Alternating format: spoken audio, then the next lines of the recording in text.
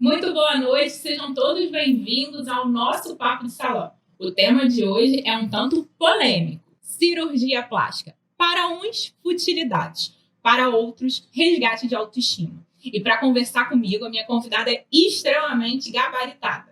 Ela que é filha do Pedro e da Ana Cristina, formada em medicina pela Faculdade Federal de Sergipe e com residência em cirurgia geral e cirurgia plástica.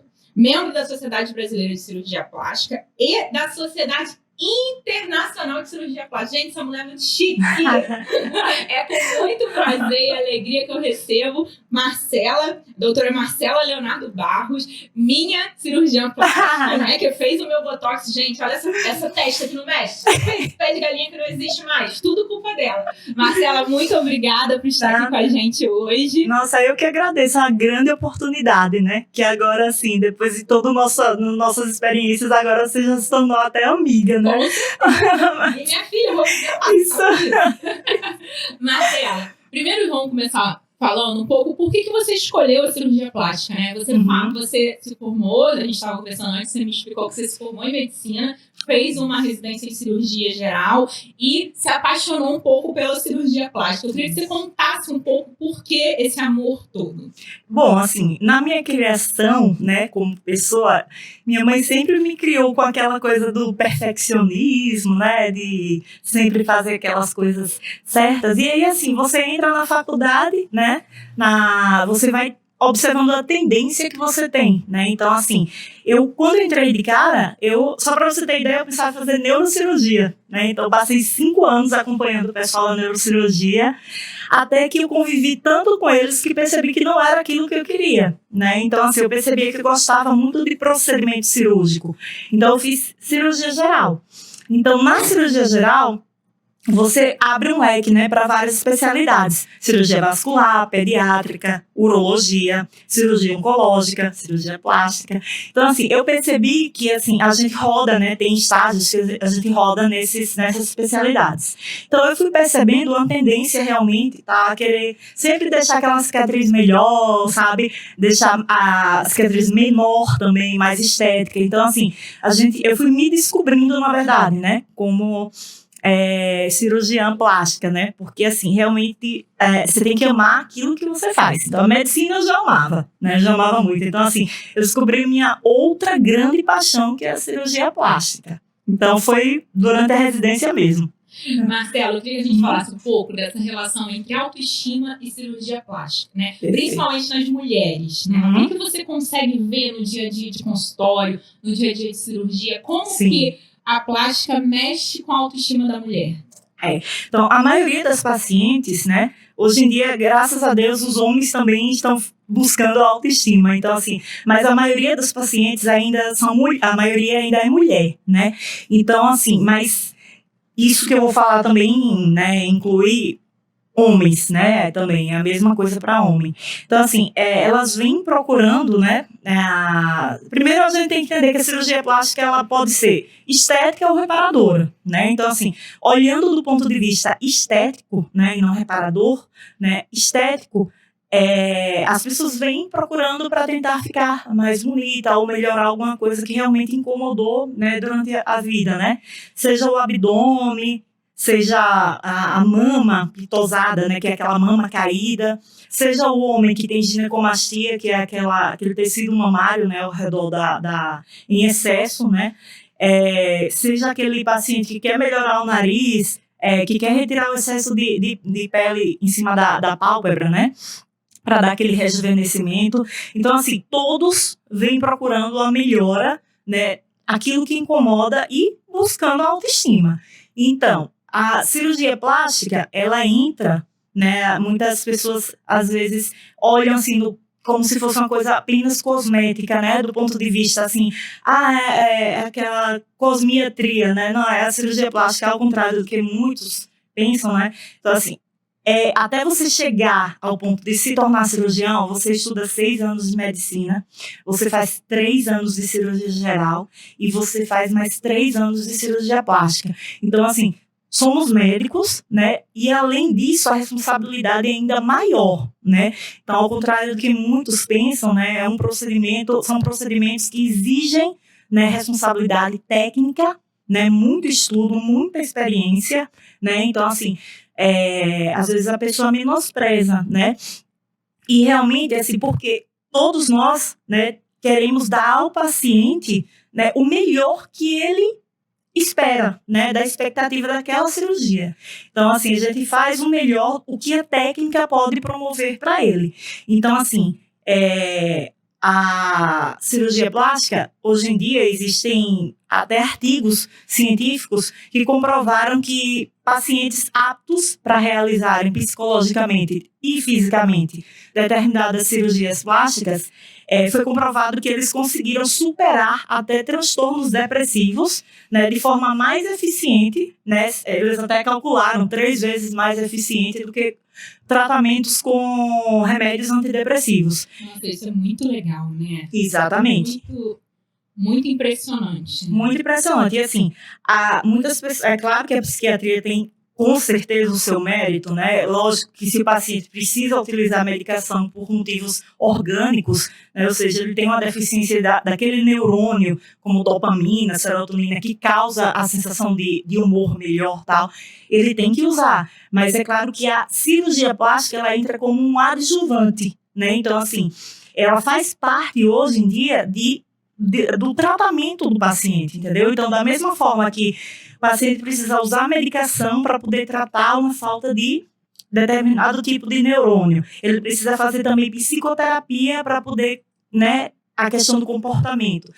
A cirurgia plástica acaba que entra também, né, como um coadjuvante, né? Então, assim, ele vai promover um bem-estar melhor, né, para um paciente que está apto para aquela cirurgia, apto psicologicamente, né, e fisicamente também. Então, assim, a pessoa vai ter, com certeza, né, uma autoestima mais elevada, né, com aquele resultado satisfatório. E aí, assim, isso pode ajudar a melhorar até outros problemas de ansiedade, de depressão. Então, assim, muitas mulheres que eu opero, e homens também, a gente vê o antes e o depois, né? Então, a paciente às vezes chega até com um aspecto no pós-operatório, nas consultas de pós-operatório, o semblante dela nas fotos, a gente faz fotos antes e depois, muda completamente. Então, é uma paciente que realmente vem mais alegre, né?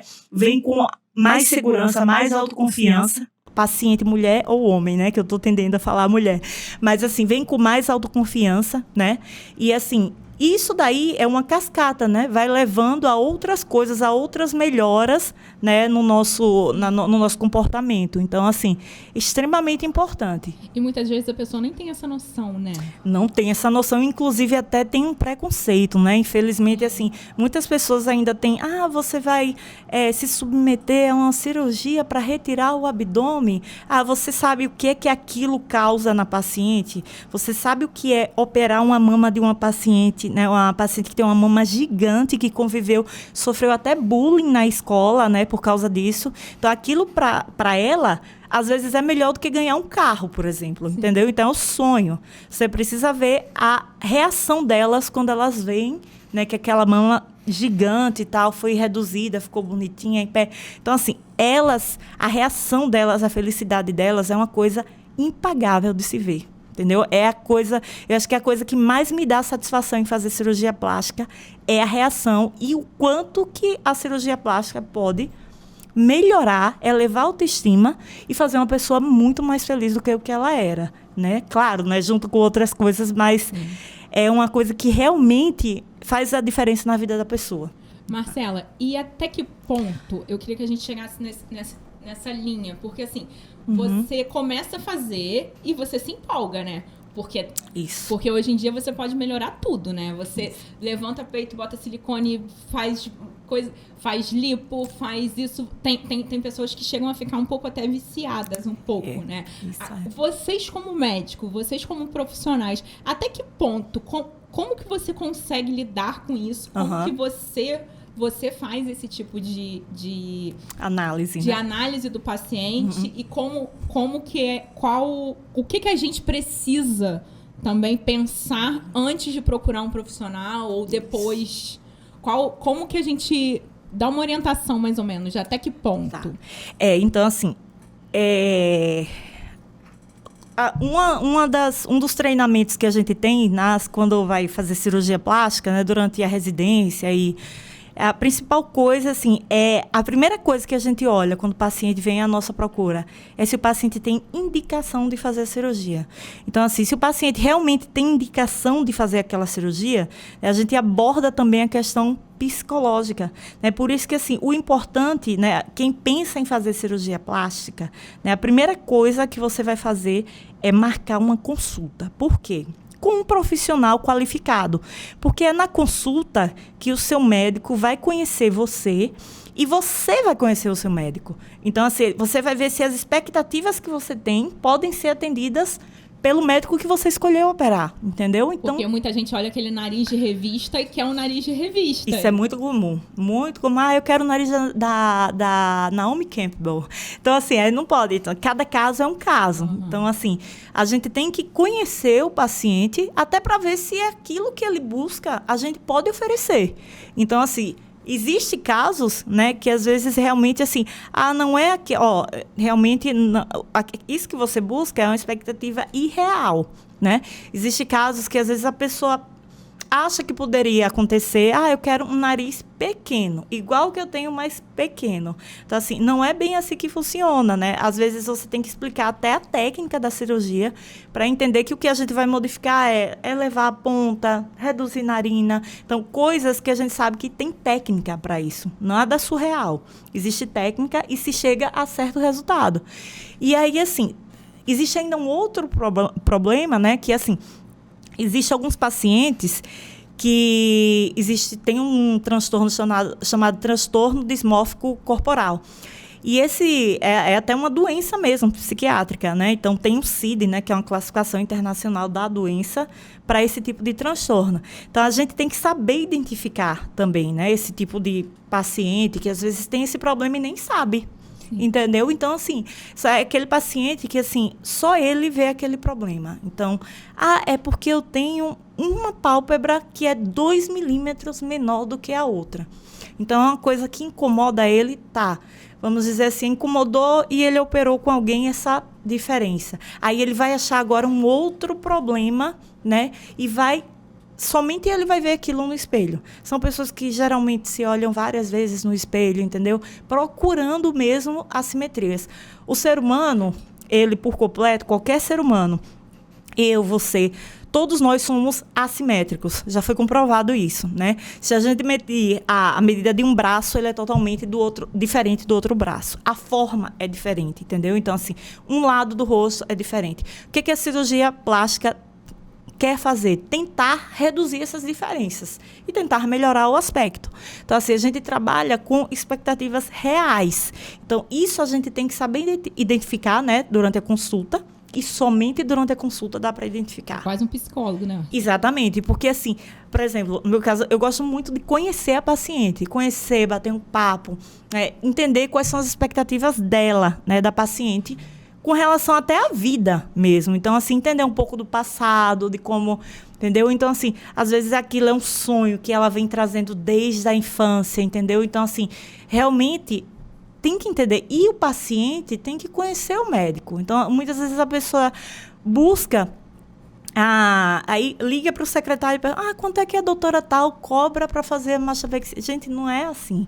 Você tem que conhecer e confiar no médico que você opera. Você tem que entender o que é que vai ser feito em você, entendeu? Cirurgia é coisa séria, não é a mesma coisa que ir num salão de beleza, pintar a unha e ir embora, não. Então, assim, você tem que entender para quem que você está dando a sua vida ali naquele momento para fazer uma cirurgia, entendeu? Então, é uma coisa realmente muito séria e tem que ser consultado. Então, durante a consulta, a gente tem noção, né, dos pacientes que têm indicação, né, e por indicação aí eu falo realmente a parte médica, né? Então, as pessoas acham às vezes que a gente toma as condutas de forma subjetiva. Não é, né? Existe classificação de flacidez abdominal. Por exemplo, vamos dar um exemplo da abdominoplastia. Então, a gente olha uma paciente, né, que tem um excesso de gordura apenas, né, nessa região inferior do abdômen, que é bem comum, né? E aí... É a pochete? É a tal da pochete, exatamente. É a famosa pochete. Então, assim, a gente vê pacientes que têm esse problema, né? E tem pacientes que têm, por exemplo, além da gordura abdominal, tem gordura abdominal na parte superior e inferior, nos lados, e ainda tem flacidez abdominal. Então, assim, são graus diferentes de flacidez e gordura abdominal. Então, baseado nesse grau, né, nessa diferenciação, a gente indica as cirurgias. Essa paciente vai precisar fazer apenas a lipo. Uma lipoaspiração. A outra paciente que tem mais gordura e tem mais flacidez vai precisar fazer a lipo e abdominoplastia. Não sou eu, nem é doutor tal que vai falar isso. Isso tudo a gente aprende nos livros, né? E com a experiência, claro, né? Uhum. Então, a gente aprende, vai para congressos, se atualiza. Então, assim, nada é subjetivo, é tudo baseado em parâmetros que realmente existem, né? Graus, né? Graus de flacidez. Às vezes a pessoa vai procurar um preenchimento. Eu quero fazer um preenchimento para melhorar aqui minha flacidez. Tá. Tem que ver se o seu grau de flacidez é uma coisa que se resolve apenas com preenchimento por ácido hialurônico, né? Ou é uma coisa que precisa fazer a cirurgia e também o preenchimento. Então, assim, não é nada subjetivo. Tudo isso a gente avalia durante a consulta, né? Então, assim, nem sempre aquilo que a pessoa acha que vai melhorar e trazer é aquilo que realmente vai trazer. Então, por isso que o profissional, né, tá aí para isso, né? Porque é uma pessoa especializada e é uma pessoa que sabe, conviveu anos estudando sobre aquilo, discute com colegas também e tal. A gente sempre tem, né, discussão de caso clínico, né? Então, um colega, às vezes, tem um caso diferente, e aí a gente faz reuniões científicas até para conhecer, né, as exceções, né, dos casos, e aí como a melhor maneira de se lidar. Então, é tudo em medicina baseado em evidência. Entendeu? Isso é muito importante, né, Isso, muito, muito importante. A consulta com o profissional que você vai fazer um procedimento, né? Muitas vezes a pessoa não sabe que, por exemplo, um preenchimento por ácido hialurônico pode causar necrose, entendeu? Pode necrosar a pele. Necrose é quando você mata o tecido fica morto, inviável. Não vai ter mais vida, aquele tecido vai ter que ser retirado. Então, assim, eu apresentei no congresso da Bélgica, em 2019, um caso de uma paciente que chegou para mim, ela veio de outro profissional, né? E ela chegou para poder tratar uma necrose no nariz, que era praticamente total, né? Então, foi feito um preenchimento por outro profissional em outra instituição. E aí foi feito algumas orientações, né? Ela ia piorando e, assim, as orientações que eram dadas eram exatamente o contrário do que devia ser feito, até que a pele morreu do nariz. Então, assim, ela ficou meses fazendo o tratamento para conseguir ter um nariz parecido com o que ela tinha antes. E ela não teve. Porque cicatriz é cicatriz, né? Você nunca vai ter o nariz igual ao que você era antes, depois de um problema. Entendeu? Então, assim, resultado. Por causa de uma atitude dela, né, porque ela, né, confiou, talvez não pesquisou muito bem, não se informou, né? Então, assim, talvez, não conheço quem foi o profissional, mas, assim, talvez se ela tivesse até procurado melhor, né, ela pudesse evitar isso, entendeu? Então, assim, veja a importância, né, de você saber e estar na consulta médica, tirar todas as suas dúvidas, todas. Doutor, quais são as complicações? Quais são as complicações, quais são as vantagens, quanto tempo de pós-operatório eu preciso, né, me afastar. Então, assim, tira todas as suas dúvidas. Falando nisso, vamos falar de uma técnica que está se falando muito, principalmente. Eu falo porque sou moro aqui em Casimiro, e minhas amigas, meu sonho é fazer lipo, tá, gente? Mas eu ainda não tive a coragem, eu estou negociando isso ainda com o Marcelo. Mas a questão da hidrolipo, a famosa hidrolipo. Marcelo, eu queria que você explicasse um pouco os riscos, certo, né? O que é em si, né? E o risco que ela tem para os pacientes. Tá. Então, assim, hidrolipo é um termo que não existe, tá? Só para desmistificar, né? Hidrolipo talvez foi algum termo que foi criado por questões comerciais, né? Às vezes você cria um termo e aí ele vai ficando famoso e aí você vai deixando, vai se propagando a informação até o famoso telefone sem fio, né? O errado. Que o termo que existe na cirurgia plástica, e quem faz lipoaspiração é cirurgião plástico, né? Quem é autorizado para fazer lipoaspiração é o cirurgião plástico, que tem o treinamento adequado para isso, é mini lipo, né? Então, às vezes, as pacientes entram em contato comigo para perguntar, doutora, a senhora faz hidrolipo? Eu digo, não faço hidrolipo porque esse termo não existe, né? O que eu faço, que eu acho que você deve estar querendo saber, é a mini lipo, né? Porque a mini lipo é quando você faz uma infiltração, né, de pequenas áreas do corpo. Por exemplo, a paciente é toda magrinha, só que tem aquela pochetezinha ali que incomoda. A paciente fez um procedimento e fez uma abdominoplastia e ficou uma irregularidade. Um lado ficou mais gordinho do que o outro. Então, você faz uma infiltração, né, com toda aquela solução que a gente prepara, né, porque toda a lipoaspiração hoje em dia, praticamente toda, ela tem hidro. Então, quase todas, você infiltra na paciente uma solução para poder depois você fazer a lipoaspiração. Então, você vai infiltrar naquela região pequena, né? Pequena quantidade da solução que tem anestésico, adrenalina, tem outras, né, coisas que não podem ser infiltradas, né, em grande quantidade e em grandes áreas do corpo sem uma supervisão de um anestesista. Então, assim, aí já começa aí. Mini lipo são pequenas regiões que eu posso fazer essa pequena quantidade de infiltrado, né, anestésico, para poder realizar a lipoaspiração.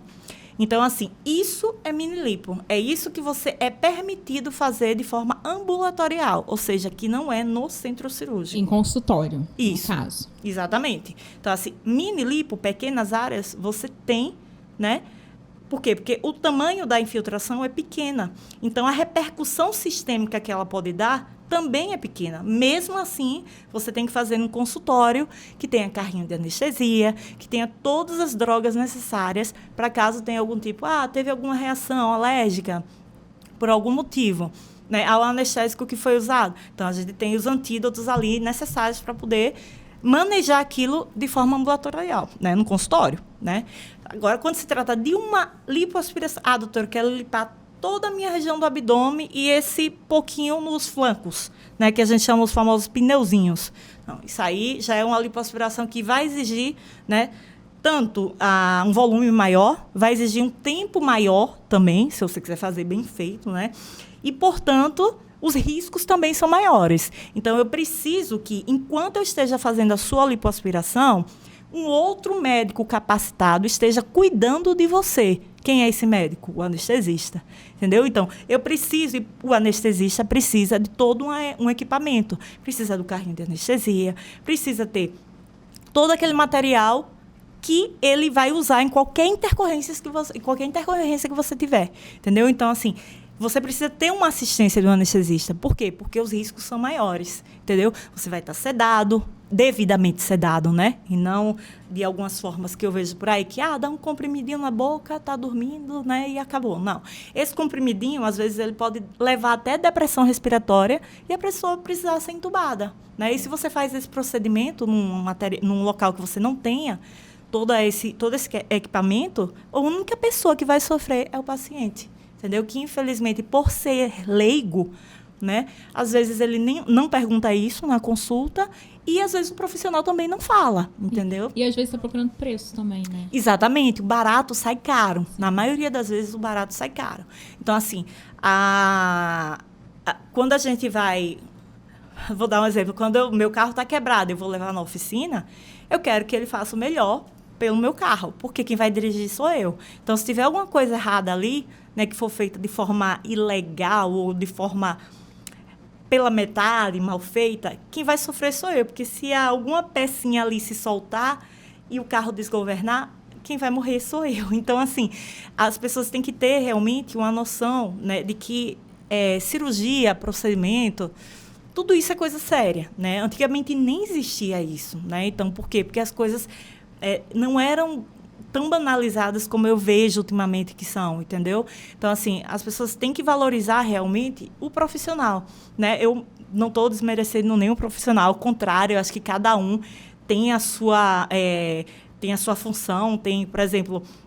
Nós, da cirurgia plástica, a gente trabalha com equipe, né? Então, assim, eu tenho uma equipe de enfermeiro, eu tenho uma equipe do fisioterapeuta, entendeu? Eu tenho uma equipe da consultoria, então, eu tenho uma equipe de administração. Então, cada um faz muito bem a sua parte e eu preciso que faça, porque eu quero fazer muito bem a minha, entendeu? Então, eu preciso que os outros façam muito bem as outras partes, de fazer curativo, drenagem linfática, entendeu? Administrar todas as consultas de retorno. Então, tudo isso deve ser bem administrado.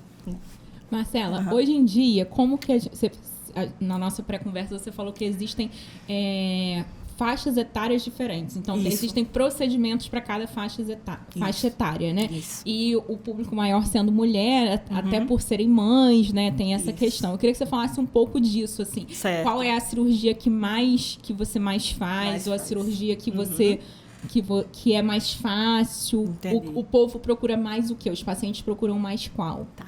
Eu vou dizer assim, de longe, falando em faixas etárias, né? Então, assim, tem aquela faixa etária entre os 18 anos até os 40, 45, que são as mulheres jovens, né? Não que as de 50 não sejam, mas, assim, seria mais ou menos esse público. Normalmente, o pessoal procura abdominoplastia, né? E agora, com a moda da hidrolipo, o pessoal procura muito lipo. Mas, muitas vezes, a paciente precisa de uma verdadeira lipoaspiração, né?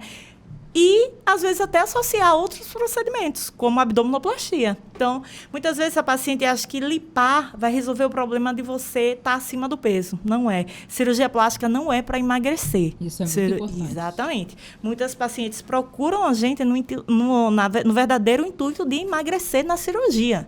Isso não acontece, até porque operar o paciente acima do peso, com IMC acima de 27, foi provado por vários artigos científicos de vários países que os riscos praticamente ficam 30% maiores do que quando você opera a paciente no peso ideal.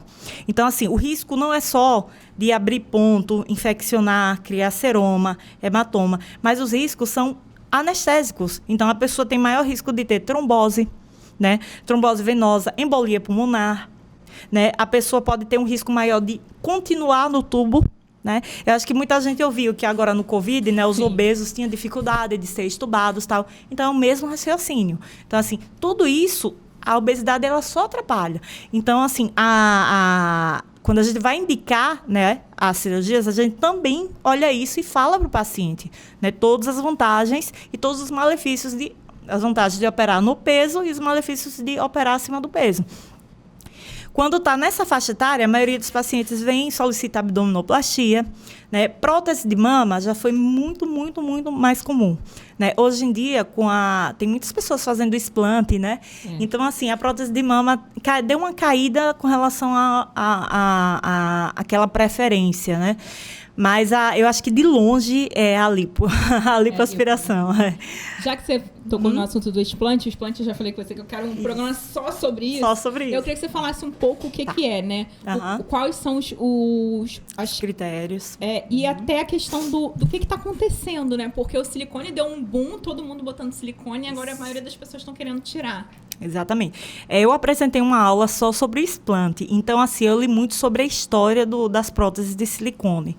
Então, assim, tiveram vários picos, né? Estabilizava picos com relação ao número de cirurgias, né? Desse artigo foi nos Estados Unidos.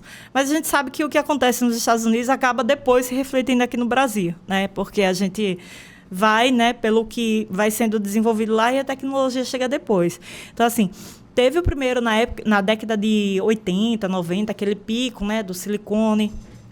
E aí, depois teve uma caída, porque foram vendo que tinha algumas complicações, como a extrusão, paciente que com o tempo foi vendo, né, não sei se algumas pessoas já devem ter ouvido falar do tal do câncer que pode causar, né, que é o BIA, a LCL, né, que na verdade isso é um termo técnico, mas não é um câncer de mama propriamente dito, né, ele é um câncer, né, que ele é gerado na mama, é diferente, não é do parênquima mamário.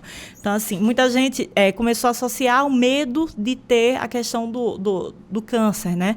Assim, hoje em dia não tem nenhum artigo científico, né, revisão sistemática, meta-análise, que esteja fazendo uma ligação direta da presença do silicone com a criação com o surgimento desse câncer. Até porque esse câncer pode existir também em pessoas que não têm silicone, entendeu? Então, você não pode fazer essa associação direta. Não tem dados científicos o suficiente para poder fazer essa associação direta. De fato, percebeu-se que alguns tipos de próteses, das pessoas, eles pegaram, vamos dar um exemplo, de 100 pessoas que desenvolveram esse câncer, eles foram analisar quais eram os tipos de prótese que essas pessoas tinham. Então, percebeu-se que tinha uma tendência a determinado tipo de prótese. E hoje em dia, esse tipo de prótese foi até retirado do mercado, né? Porque percebeu-se que tinha essa tendência, apesar de não ser nada cientificamente comprovado, né, que isso foi a razão direta de desenvolver esse câncer, foi retirado do mercado, né, justamente pela precaução, aquela coisa toda. E o explante, hoje em dia, até de pacientes que colocaram... Hoje já me procuraram muitas pessoas da idade de 50, 60 anos que colocaram o silicone na década de 90, né, de 80, de 2000, né, procuraram querendo fazer tanto a mastopexia, que é quando você suspende, né, e retirar o implante. Então, assim, com medo de aparecer. Existe muito mito, né, muita coisa que foi criada, né, sobre isso. Uma coisa que a gente sabe de certeza, né, que a prótese pode causar, né? Então, assim, normalmente a gente não indica pacientes que têm problemas reumatológicos. Por exemplo, pacientes que têm artrite reumatoide, pacientes que têm lúpus, né? Então, assim, a gente contraindica a inserção de prótese. A gente que eu falo não sou eu, né? Mas as sociedades, né? A Sociedade Internacional, a Sociedade Brasileira, a Sociedade Europeia de Cirurgia Plástica, contraindica que a paciente utilize prótese. Por quê? Porque é um corpo estranho, entendeu? Então, assim, quando você coloca um corpo estranho numa paciente que é imunologicamente alterada, né, a doença reumatológica, ela mexe na imunidade. Então, quando você coloca um corpo estranho, o organismo vai responder de uma forma exagerada. Então, vai piorar as dores, vai piorar todo aquele estado inflamatório de paciente que tem artrite reumatoide. Então, tudo isso é comprovadamente, cientificamente comprovado que realmente, por ser um corpo estranho, é contraindicado. Então, assim, esse assunto de explante dá uma aula, porque realmente são várias coisas. Então, existe muito a questão do pedido de cirurgia para o explante. Então, assim, antes era cirurgia para o implante. Então, hoje em dia é para retirar. E quem já colocou o silicone? O que tem que ficar de olho? De olho. Isso. Muito bom você ter falado nisso. Perfeito. Até para poder desmistificar a questão do medo, né? Sim. Muita gente quer retirar mesmo sem sentir nada. Então, uma coisa que a gente sempre recomenda, né? Mulheres acima de 40 anos devem sempre fazer mamografia, independentemente de ter ou não prótese. Se a paciente faz o autoexame de mama, isso aí pode ser feito em qualquer idade. Então, se ela percebe alguma alteração, eu estou sentindo minha mama mais endurecida. É uma coisa que acontece muito em paciente que tem prótese, que pode acontecer, é o risco de contratura capsular. Então, existem graus de contratura, né, pela classificação de Baker. Então, assim, você tem graus de contratura. Então, às vezes, no grau mais extremo, você sente dor e contratura mesmo, deformidade da mama. Então, assim, a paciente tem que estar ligada, né, fazer o autoexame da mama, isso a gente recomenda para qualquer mulher, né, de adolescente até adulta, fazer o autoexame da mama, perceber qualquer alteração, tem que procurar ou cirurgião plástico ou mastologista, né? Então, percebeu, na dúvida, né, vão ser solicitados exames como ressonância magnética, né? Ou ver como é que tá a prótese. Exatamente, que é o padrão ouro, né? A ressonância magnética é o melhor exame para você ver se há contratura, ruptura, deslocamento, inversão da prótese. Então, existem uma série de complicações. E tudo isso é explicado durante a consulta. Só que depois que faz, esquece. Exatamente. Então, assim, a gente... normalmente, na consulta é importante por isso, que às vezes a pessoa não tem noção de que tudo isso pode acontecer. E às vezes a pessoa, sabendo disso, até às vezes desiste da cirurgia. Ou então posterga para outro momento. Talvez se acontecer isso eu não vou ter como lidar, então é melhor fazer em outro momento. Então, tudo isso aí é muito importante, entendeu? Então, quem tem prótese, não existe uma regra de quando se deve trocar.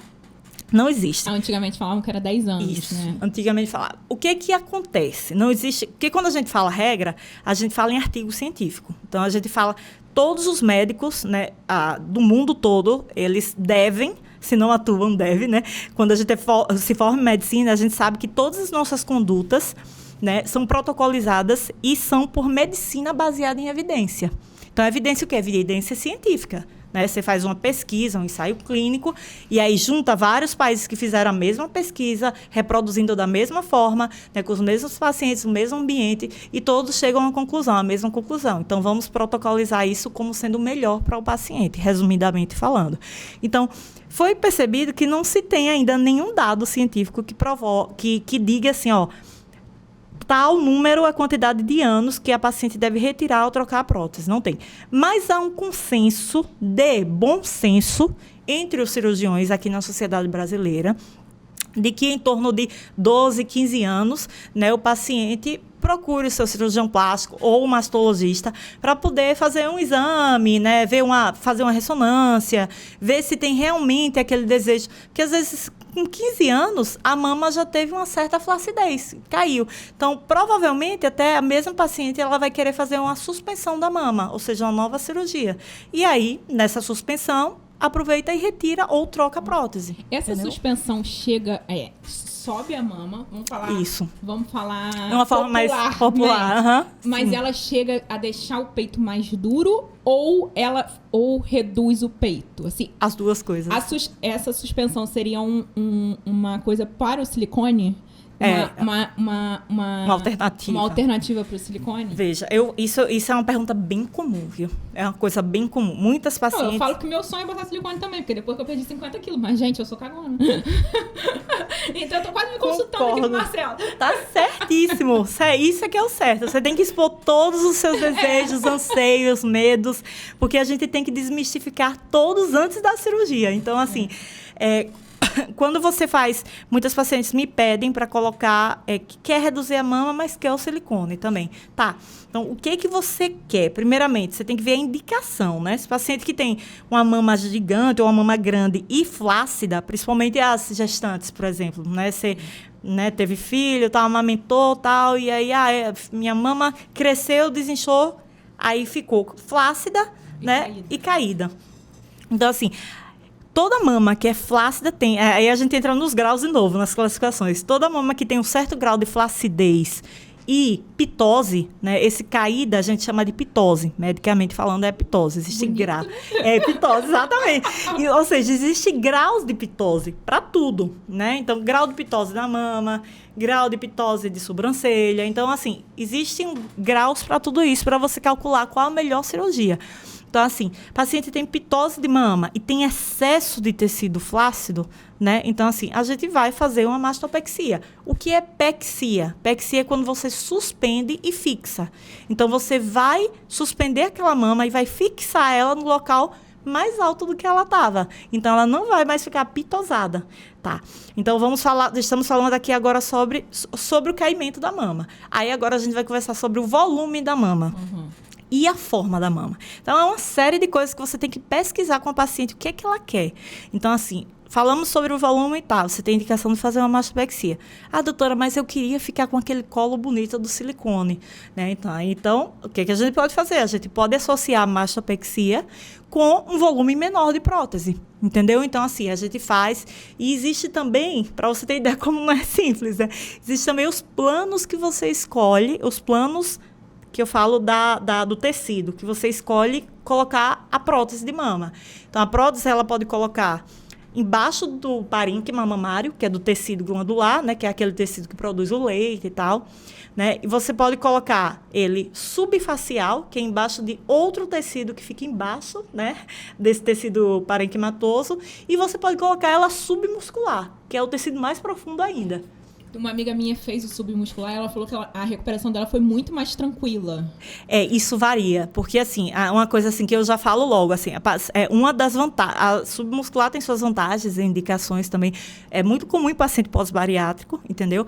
Mas assim, ela dói, costuma doer mais, porque você imagina, você tem seu músculo aqui quietinho, que Deus fez naquele. Aí você mexe, além de cortar ele, você dá ponto e aí você ainda bota uma coisa empurrando ele. Então, assim, realmente é uma coisa que a gente explica para o paciente. Às vezes o paciente sai da cirurgia com a sensação de que tem um peso aqui, entendeu? Então, assim, tem que explicar tudo isso, né? Deixa eu pegar a produção pedindo para tirar a xícara. Tá bom. E aí, assim, tudo tem sua indicação, né? Então, a gente tem que explicar. E realmente, assim, essa coisa de, se recupera. Dor é a coisa mais subjetiva que existe. Sério, eu tiro por mim. Né? Você sabe como eu sou, né? Eu queria que você falasse um pouco da importância do pós-operatório. Tá. Ótimo.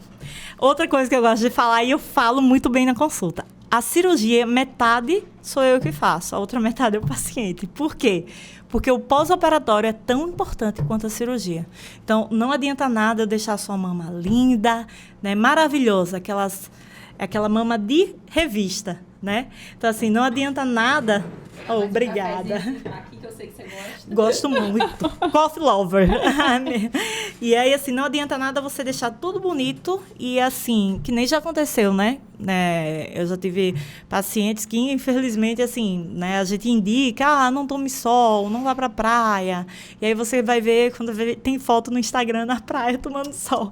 E aí, assim, depende muito do seu pós-operatório. Então, tem que ter o repouso adequado, né?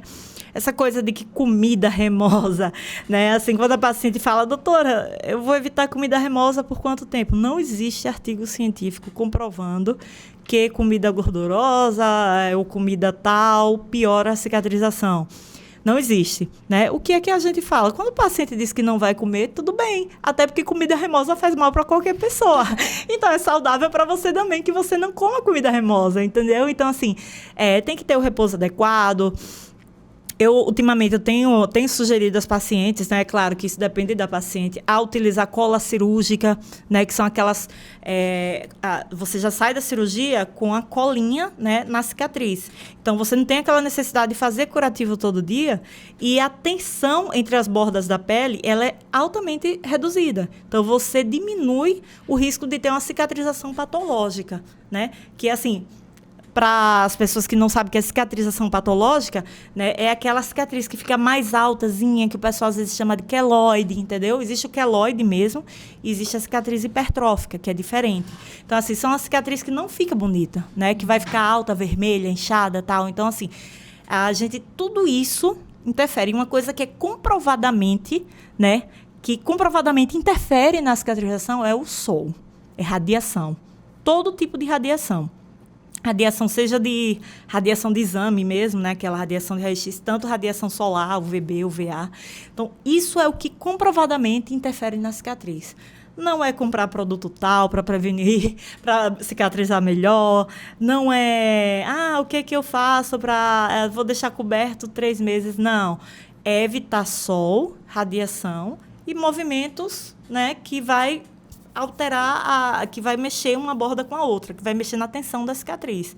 Então, assim, tudo isso tem que ser respeitado no pós-operatório, né? Então, às vezes a paciente vem querer fazer uma abdominoplastia ou fazer uma mamoplastia, só que a paciente deseja ainda ter filhos. Então, assim, tem que conversar com ela sobre, você quer ter filhos? Porque se você quiser ter filho, você vai operar e você vai perder sua cirurgia, né? Acontece, né? Tem casos que operou e, por acidente, engravidou. Tá, mas assim, você saiba que não vai ser a mesma cirurgia do que você teria se você não tivesse tido filho. Então, é uma decisão sua. E quando a pessoa engravida depois de uma abdominoplastia, tem algum risco pro neném, Marcelo? Não, tem, né? Já conheci, eu, assim, não tive, assim, eu nunca tive nenhum caso, né, que aconteceu isso, mas eu já tive casos de colegas, né, que o neném nasceu perfeitamente bem e grande, entendeu? Então, assim, e a paciente ainda ficou satisfeita mesmo com o resultado, mas é aquela coisa, a nossa obrigação é avisar que se não ficar igual é porque realmente o abdômen estica, né? Então, assim, pode até criar estria e tal, então, assim, tudo isso tem que ser avisado antes. E depois que ela faz uma abdominoplastia, ela pode fazer outra? Pode, com certeza, com certeza. Existem as revisões, né? Que são as revisões das cirurgias. Então, às vezes você faz, é o que a gente chama, por exemplo, eu fiz uma rinoplastia e não gostei muito, vou fazer de novo. Então, é rinoplastia secundária. Com otoplastia, que é a cirurgia da orelha, secundária. Então, eu fiz, mas voltou a ter a orelhazinha de abano, né? Que a gente chama, que são orelhas proeminentes. voltou, então vamos fazer uma cirurgia secundária, né? Então, aí é uma cirurgia secundária. Então, realmente pode fazer tanto mama. É muito comum, inclusive, cirurgia de orelha, cirurgia de rino e cirurgia de mama. Isso é bem mais comum do que no abdômen. A gente vê muitos casos mesmo. Até porque mama, né? Às vezes o paciente sai com a mama durinha e diz, doutor, mas há 20 anos atrás estava muito mais durinha. Mas assim, independentemente da cirurgia, você ia envelhecer, entendeu? O que caiu realmente caiu também no braço, caiu no rosto. Não tem pra onde correr, né? Não tem pra onde correr. Então, assim, às vezes tem que operar de novo mesmo, né? Não tem como.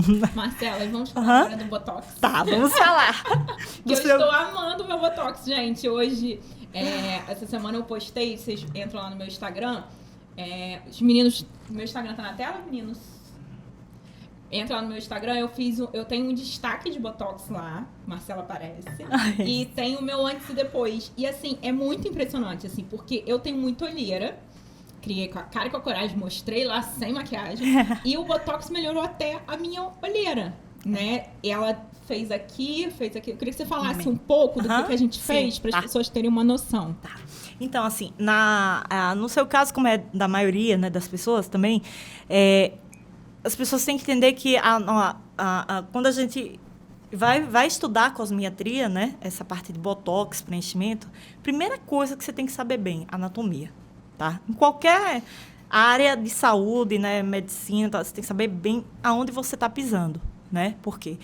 E aí, até para entender a fisiologia de como funciona. Então, assim, ao longo do tempo, as pessoas... Eu tenho que renovar o meu Botox, inclusive, então vocês vão perceber muito bem, né? Que eu fiz ano passado, então tenho que renovar. Eu vou fazer algumas expressões que são bem comuns. As pessoas, vocês já devem ter visto várias vezes eu falando aqui, as pessoas levantam bastante a testa de preocupação. Então, ao longo do tempo, essas rugas, elas vão marcando a pele. É como, eu não sei se você teria um papel aí, só para... Você teria alguma folha de ofício? Só para eu dar um exemplo, como que acontece. Gente, então, hoje o papo de salão está extremamente papo de mulherzinha. Os meninos estão ali morrendo de rir. Obrigada. Mas os homens também caem nessa, viu? Tá? Os homens estão ficando mais vaidosos. Tá certo. Tem que ter autoestima. Então, assim, vamos dizer que aqui é a pele de 20 anos. Você tem 20 anos aqui. Nossa pele linda, sem nenhuma dobra, tá? Aí você vai fazendo isso, você vai se preocupando, entendeu? Você vai fazendo, rindo, eu acho, eu mesmo rio pra caramba. Então, assim, o que vai acontecer? Sua pele vai ficar sofrendo aquele dano por anos sem a proteção do Botox. Porque o Botox faz o quê? Ele relaxa a musculatura. Então, se você faz regularmente, você vai evitar que ele contraia, entendeu? Então, o que vai acontecer? Você vai chegar para a doutora pedindo para corrigir isso aqui. Doutora, eu não sabia que tinha que fazer Botox com 30 anos. Ou até menos, às vezes. Eu não sabia, e aqui eu tô chegando com 50 anos para a senhora tentar resolver isso daqui. Entendeu? Então, assim, a gente... indicação do Botox vai ter. Então, assim, agora, para isso daqui ser corrigido, vai ser muito mais difícil. A gente tá conseguindo pegar, meninas, direitinho? Ótimo. Por quê? Porque aqui eu vou ter que entrar com preenchimento, bioestimulador, porque são danos que foram produzidos ao longo dos anos, entendeu? Talvez se você tivesse usado o Botox antes, você não estaria desse jeito, podia estar menos. Preventivo, né? É o Botox preventivo. Exatamente. Todo Botox, ele acaba sendo preventivo. Por mais que você foi lá para tratar, ele vai te prevenir também, mesmo que você chegue mais tarde, né? Mais do que aquele que a gente sempre indica, fez 28 ou 30 anos, já procure o médico para saber se é o caso de ter que fazer. Sim, com 30 anos eu já lhe digo de certeza, homem ou mulher, pode fazer. Porque é a partir daí que começa a acumular, entendeu? E aí vai com 50, 45 anos, surge aquele traço no meio que você... Aí já não tem jeito, entendeu? O jeito que tem é preenchimento. Preenchimento, às vezes, cirurgia, né? Então, assim, o Botox é isso. Então, assim, ele é... Quem conhece se apaixona. Não, e o mais engraçado é que no primeiro dia ela falou assim, olha, Raquel, se eu pudesse casar, eu casava com Botox. Exatamente. Na verdade, eu acho que ele já é meu marido e não sabe. Pois é, exatamente. Você ainda não contou pra ele. Eu não contei pra ele, mas ele já é. Porque quem conhece não quer abandonar. Porque realmente, assim, falando de autoestima, né, é uma coisa que realmente é assim, é incrível incrível, a melhor coisa que eu acho, assim, quando eu vou fazer botox e preenchimento, é você fazer o botox na paciente que nunca fez. Ela, como o seu caso, né? Eu tô encantada. Exatamente. Eu estou saindo sem maquiagem, gente. Exatamente. Eu não saía sem maquiagem, eu não saía. E o mais engraçado é que no meu caso, eu falando com a minha irmã, a gente fazendo aquelas fotos de antes, eu falava assim, eu acho que aqui em cima não precisa, pouca não. coisa, eu lembro, você me disse. Você me disse. Eu Aham. sempre achei que o preenchimento era mais por causa do emagrecimento, que puxava mais. Aham. Quando eu fiz, essa semana o antes e o depois, eu fiquei chocada. Até no mento, né? Você nunca nem tinha percebido que podia melhorar a questão da força que a gente tem aqui. Então, assim, isso também é variável. Explica que é aumento. Aumento é no queixo. É o famoso que queixo. a gente botou aqui, né? Botamos na testa, botamos aqui no pé de galinha, botamos aqui e botamos aqui. Aqui nas rítides paranasais. Aqui, exatamente. assim. Isso. Então, às vezes a pessoa diz, por exemplo, aí eu faço para a paciente fazer algumas expressões que eu tiro foto antes e tiro foto depois, até para mostrar para ela o quanto que ela melhorou. E aí, assim, eu peço, faz cara de cheirinho ruim. Então, faz aí, aparece aquelas vídeos aí. Doutora, mas eu não fico fazendo cara de cheirinho ruim. Aí, assim, não, é aquela coisa. Você, às vezes, não percebe que você faz. Mas aí você vai fazer assim, aí aparece tal, e aquilo ali, às vezes, numa foto aparece e te incomoda, entendeu? Então, assim, ao longo do tempo, pode ficar aqui as rítides, que a gente chama rítides, são rugas. Então, vai ficar aquelas rugas marcadas aqui, que você podia ter evitado antes, entendeu? Não, então... e o mais importante que eu acho é que, assim, por exemplo, eu quando eu sorrio, e igual o Marcelo, eu rio pra caramba, ainda aparece, ainda tem ruga. Isso, é outra coisa muito importante que você falou.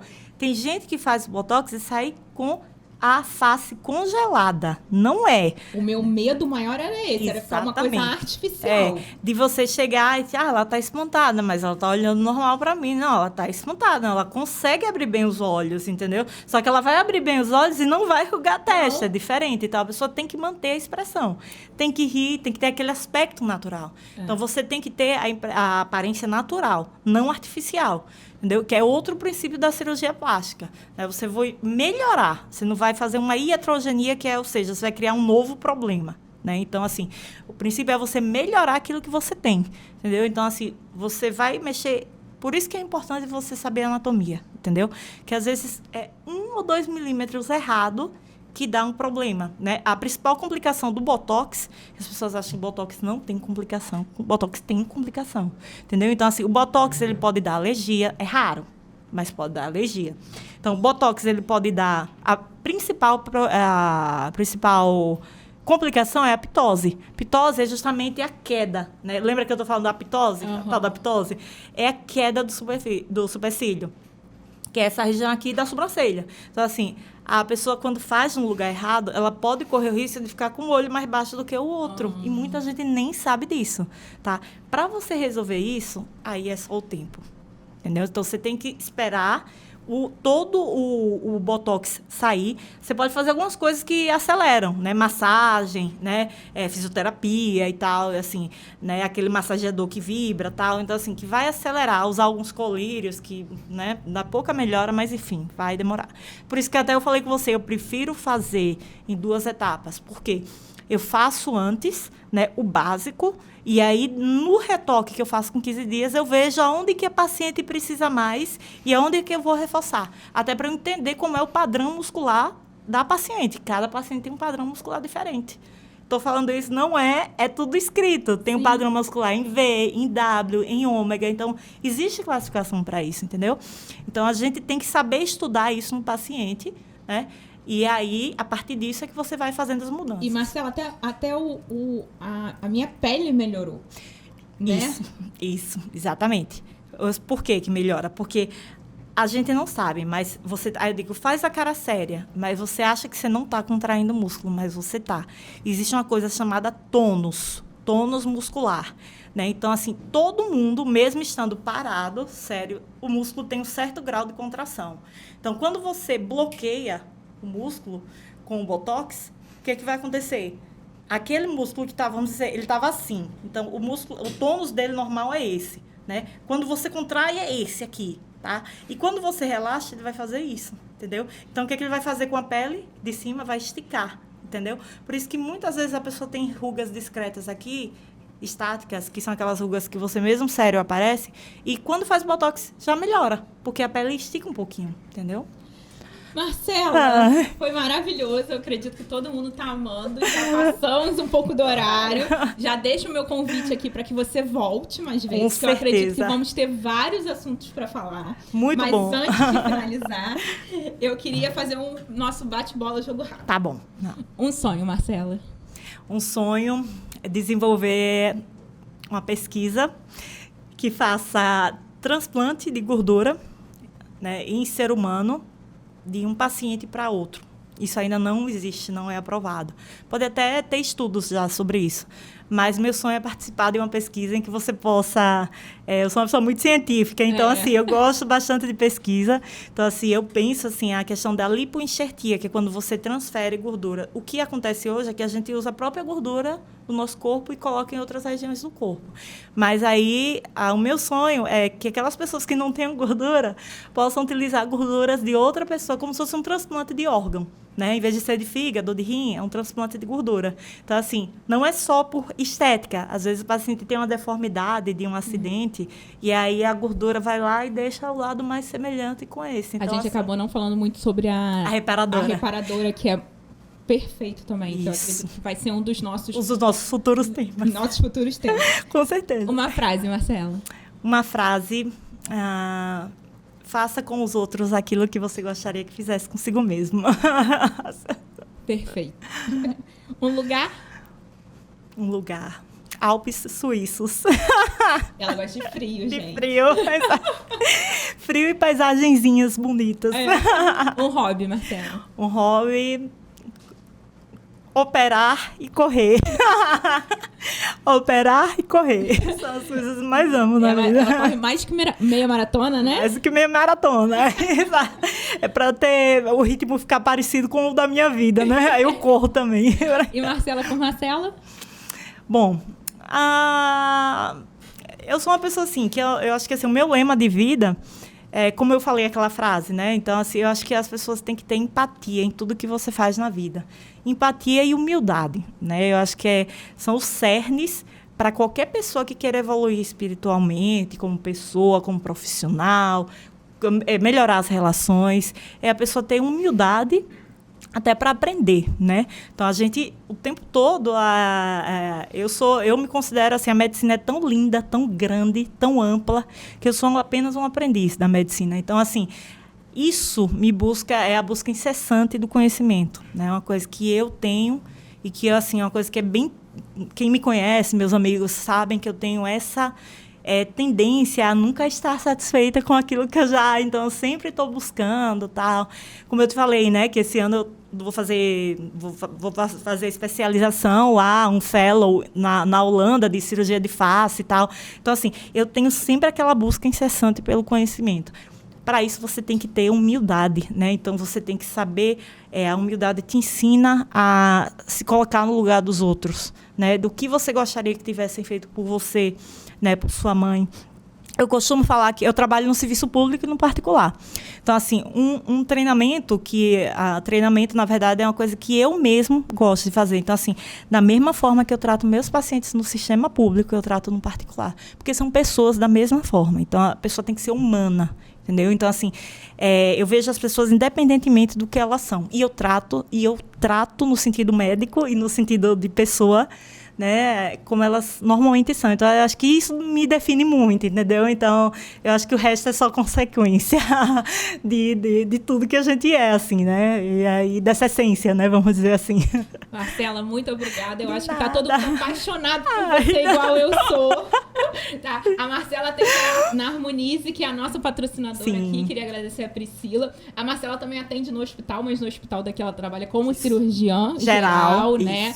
E a gente fica muito feliz de ter uma profissional desse gabarito no nosso hospital, Muito obrigada, Marcela. De nada. Já deixa o convite para voltar. Nossa, eu fico lisonjeada. Gostaria de lhe agradecer, porque assim, ao longo desses dias eu fui lhe conhecendo, né? Você realmente é melhor do que o que parecia ser que já era bom, né? Então, assim, exatamente. Então, assim, agora eu acho que você vai me ver aqui algumas vezes, porque realmente... Já tem cadeira cativa. Tá certo, então tá ótimo. Eu, assim, tenho um prazer imenso. Para mim foi uma oportunidade, porque a gente estuda tanto, né? E às vezes é tanto conhecimento que a gente gostaria de passar para o público. E essa sua ideia é fantástica. Não tem essa sua ideia de falar de saúde, que é uma coisa que é interesse de todo mundo, né? Porque cirurgia plástica também é saúde, né? Então, assim, fantástica, você está de parabéns, né? Por você ter aberto esse canal, entendeu? E, assim, eu espero que tenha realmente, não só eu, mas outros médicos tenham oportunidade, profissionais de saúde, de explicar a importância, né, disso aí. Então, e ajudar, né? E ajudar. Nosso propósito é esse, exatamente. Ajudar o próximo. Né? Até isso, né? Então, assim, o programa seu, né, por incrível que pareça, né, ele está mostrando, né, está deixando público uma coisa que é certa, uma coisa que devia ser mais popularizada, entendeu? Os benefícios, né, de cirurgia, da saúde, da autoestima, entendeu? Coisa que, infelizmente, a gente não vê muito. Então, você está de parabéns pela escolha dos seus conteúdos. Né? Muito bem. Gente, vamos por aqui. Muito obrigada a todo mundo. Quero agradecer a Harmonize, que é a nossa patrocinadora, e a Padaria Nosso Pão. Semana que vem estamos de volta com mais um Papo de Salão. Muito obrigada por tudo. Me acompanhe no meu Instagram, raquel.sluz, está na tela. De Marcela também eu vou deixar depois no Instagram. Eu sempre marco ela. Olhem meu botox lá que eu estou encantada. E procurem ela na Harmonize que vocês não vão se arrepender. Obrigada mesmo. Obrigada pelo reconhecimento e por tudo que você é. Né? Obrigada.